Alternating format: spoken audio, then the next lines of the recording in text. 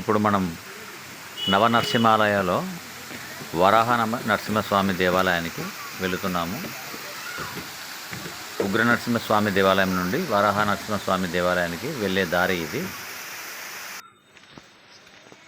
అందమైన ప్రకృతిలో కొండల నడుమ వరాహ నరసింహస్వామి దేవాలయానికి వేదాద్రి పర్వతం యందు వేదములను భూదేవిని సోమకాసురుడు అపహరించుకొని పోగా వరాహ నరసింహుడిగా శ్రీమన్నారాయణుడు అవతరించి భూలోకం క్రిందకు వెళ్ళి సోమకాసుని సంహరించి భూదేవి సహితంగా పైకి తెచ్చినందుకు ఈ క్షేత్రానికి వరాహ నరసింహ క్షేత్రం అని పేరు. భూదేవిని ఉద్ధరించిన వరాహస్వామి. ఇది కాలక్షేపము చేసే విశ్రాంతి భవనం అని అంటారు దీన్ని. అప్పట్లో కాలక్షేపం కోసం ఇక్కడ వచ్చి కూర్చునేవాళ్ళు. చాలా విశాలంగా పెద్దగా ఉంది. వేదాద్రి పర్వతానికి వెళ్ళే దారిలో ఈ కాలక్షేపం చేసే గది కనపడుతుంది. విశాలమైన గది. ఇక్కడ తాళం వేసినారు.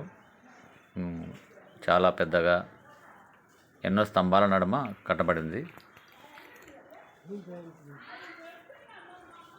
వరాహ నరసింహస్వామి దేవాలయానికి వెళ్ళే దారిలో కొండలు కోణలు గుట్టల నడుమ కొన్ని చోట్ల వెళ్ళడానికి వీలు కాకపోవడం వల్ల ఇలాంటి బ్రిడ్జి నిర్మాణం చేసినారు.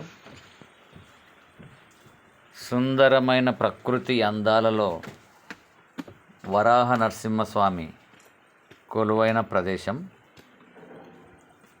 చాలా అద్భుతంగా ఉంది.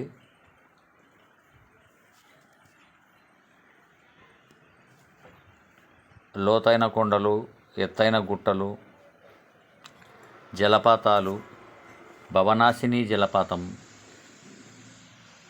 ఇక్కడ స్వాతి నక్షత్రానికి అన్నదానం కార్యక్రమం ఉంటుంది. నరసింహస్వామి ఆలయాలు, నవనరసింహాలయాలలో అన్నదానం స్వాతి నక్షత్రం రోజు ప్రతి ఆలయం దగ్గర చేస్తారు. ఇక్కడ అందమైన జలపాతం కనిపిస్తుంది. వరాహ నరసింహస్వామి దేవాలయానికి మనం వచ్చేసినట్టే ఇక్కడ కనిపించేదే వరాహ నరసింహస్వామి దేవాలయం.